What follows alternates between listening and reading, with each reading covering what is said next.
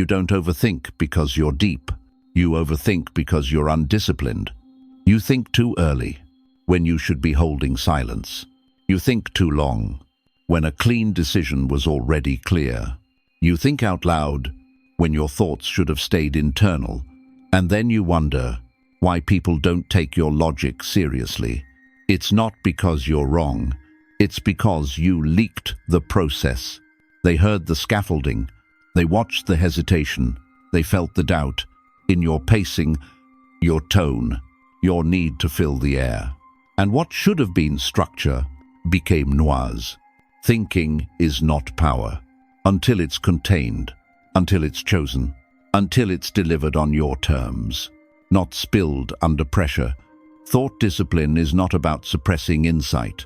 It's about knowing when it's ready to land and when it needs to be withheld. Because once you speak a thought, it stops being yours. It starts belonging to the room, to their judgment, to their tone, to their readiness. And if you gave it away too early, you lost its impact before it was ever felt. This is the new rule. Don't just think, time the thought. Because silence, when held by someone who knows, is louder than any explanation. Let's begin.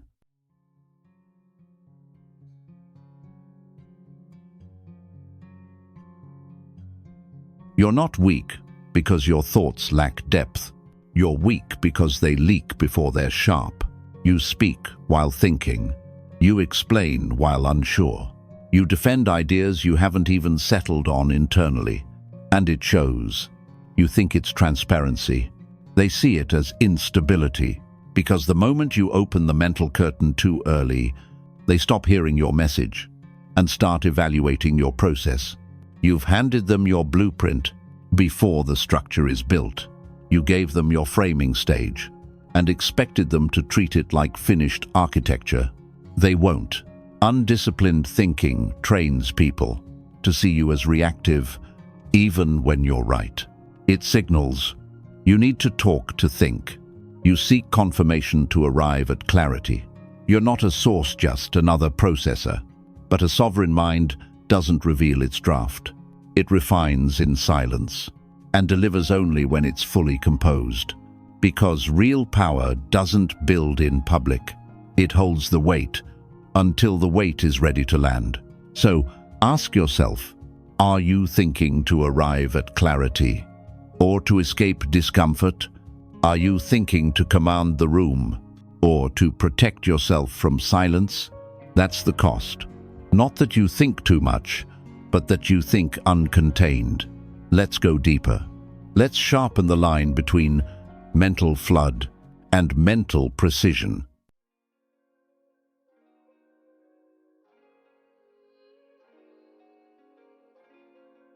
Most people think to survive. They throw thoughts like sandbags, not because it's strategic, but because it calms their panic. You feel discomfort. You start explaining. You're unsure. You talk faster. You don't know where the idea lands. But you keep thinking anyway, hoping the clarity will arrive mid-sentence. It won't, because thinking isn't powerful when it's uncontrolled. It's powerful when it's placed. You don't need more thoughts. You need better timing. Flooding the space with ideas doesn't make you the sharpest mind. It makes you the most exposed. But the sovereign doesn't flood. He compresses. He lets the thought sharpen in silence until it arrives fully formed. Not reactive. Not exploratory. Decisive. Here's the shift. Stop thinking to escape uncertainty. Start thinking to build undeniable structure. This is how precision works. Observe before you speak. Name what's essential. Withhold the rest. Because the less you say, the more people lean in. And the later you speak, the more impact your words carry. You don't need to think less. You need to think quieter until it's time to cut through. Let's move into what happens when you don't hold that discipline, when you start revealing thoughts too early and unknowingly weaken the very authority you're trying to build.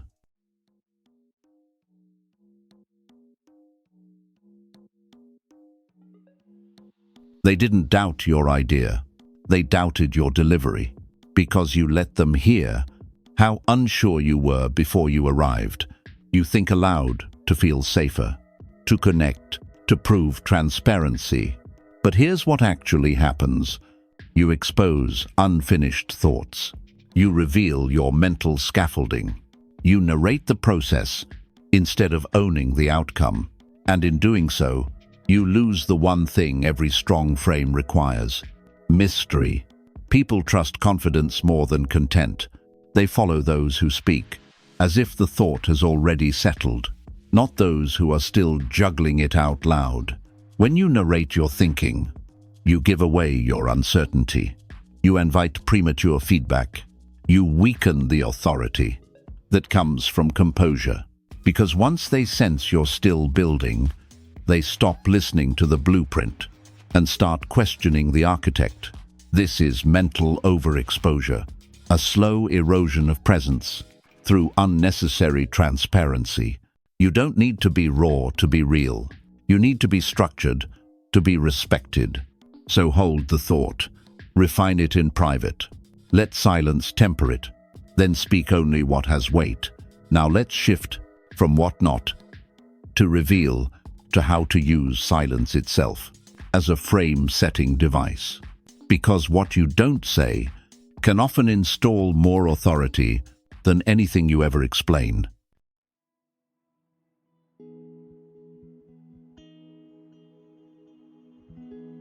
Not every thought should be spoken. Not every insight should be shared. Not because they're unworthy, but because they're too valuable to be wasted on the wrong timing. The disciplined thinker understands. Revealing everything weakens everything. So you hold. You let the silence do what words can't. You let the pause build tension. You let the listener chase meaning instead of handing it to them too soon. Withholding isn't cold. It's controlled. You're not hiding. You're sharpening. You're shaping the weight of your words by denying them the ease of immediacy. And when you finally speak, they lean in.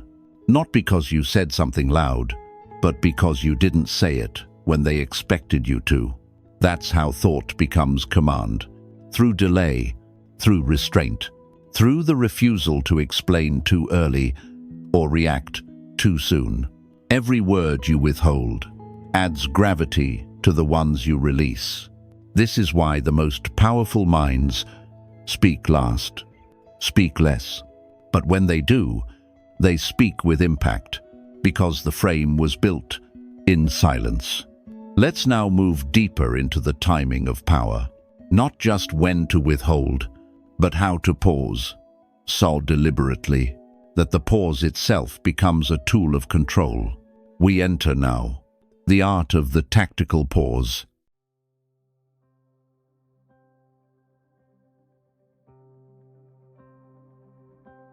Silence isn't empty. It's directional.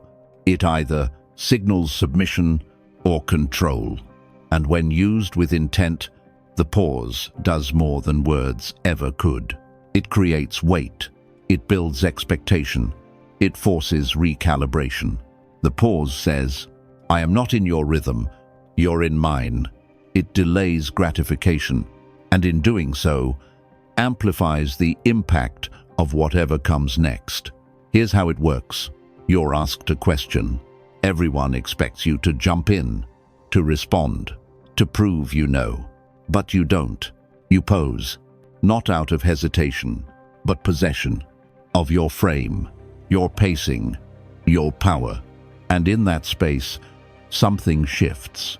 The energy tilts toward you. People go silent. They watch. They wait.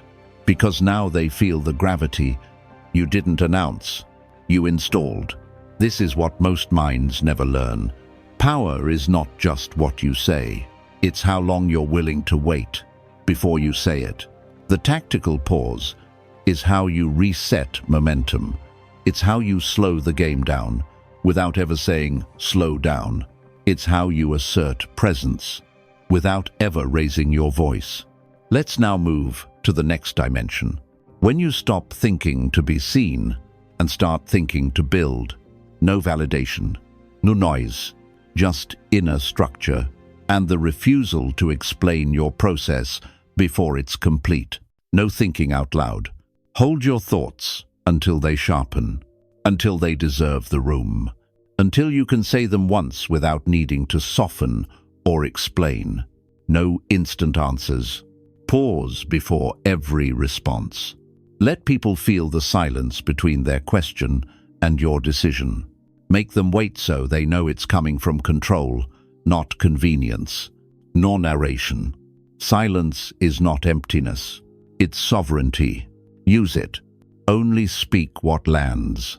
No filler, no buffering, no preamble. Let the silence build tension. Let the words cut it. You are no longer thinking for comfort.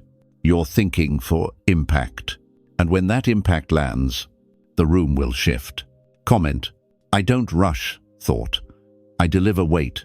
Say it if you're ready to exit the culture of over-explaining and enter the realm of silent authority. Because thought is not just what you say, it's when you say it and how little you need to. Let that be felt.